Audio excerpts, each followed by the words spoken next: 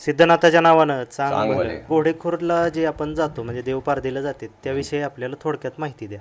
घोडेखोर म्हणजे काय की आपल्या नाथांचे जे वर्षभर जे उत्सव असतात म्हणजे पहिली स्टेप देवाची हळद झाली की लग्न झाले की रथयात्रा तर गोंधळ पूजा नंतर देव पारधेला जातात. पारध हा संस्कृत शब्द आहे. पुषी पौर्णिमेला देव पारधेला जातात आणि महावी पौर्णिमेला येतात. मग त्या एक महिन्यामध्ये देवाचा पूर्ण कुलाचार बंद असतो. मग पुषी पौर्णिमे दिवशी पालखीतून देव पारधेला जातात. मग पारध म्हणजे शिकारीला देव घोडेखोरला जातात. मग सिद्धनाथ जोगेश्वरी असं दुपारचा अल्पहार करत असताना त्या ठिकाणी देवीला तहान लागली. घोडेखोर म्हणजे मसोडपासून 1-3-4 किलोमीटरवर आहे. असं अखंड असं माळ आहे की तिथं चिमणीला सुद्धा प्यायला पाणी नाही. तर नाथाने त्या ठिकाणी आपल्या स्वतःचा जो त्रिशूळ होता तो त्रिशूळ त्या खडकावरती त्याने असं मारल्यानंतर ती त्रिशूळात 3 धारे असे हे असतात गज, त्यातनं ते 3 होलं पडली. मग आजपर्यंत अखंड 3 त्रिशूळ होलातून धार येते ते अखंड धार वाहते. त्या ठिकाणी जोगेश्वरीने जेवण वगैरे केल्यानंतर तिथं त्यांनी पाणी प्राशन केलं. देवाने तिथं भोजन केलं म्हणून ग्रामस्थ प्रतिवर्षी घोडेखोरला जेवण बनवतात. भाविक लोक प्रत्येक श्रद्धेनं त्या ठिकाणी आरती होते. नाथांचा चांगभल्याचा जय जयकार होतो. सालकरी गडशी डोरी महाराज यांना बोलवून त्यांची पूजा केली जाते.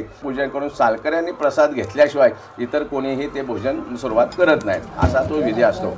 आणि तिथून पुढे ते शिकारायला गेले. घोडेखोर म्हणजे नख असे त्या खुणा त्या ठिकाणी आम्ही स्वतः पाहिलेल्या आहेत. त्या की पुषी पौर्णिमेला देव परत येतात. देवाने शिकार काय करून आणली ती शिकार ही त्या ठिकाणी दाखवली जाते. अशाप्रमाणे पारदेचा संपूर्ण विधी आहे.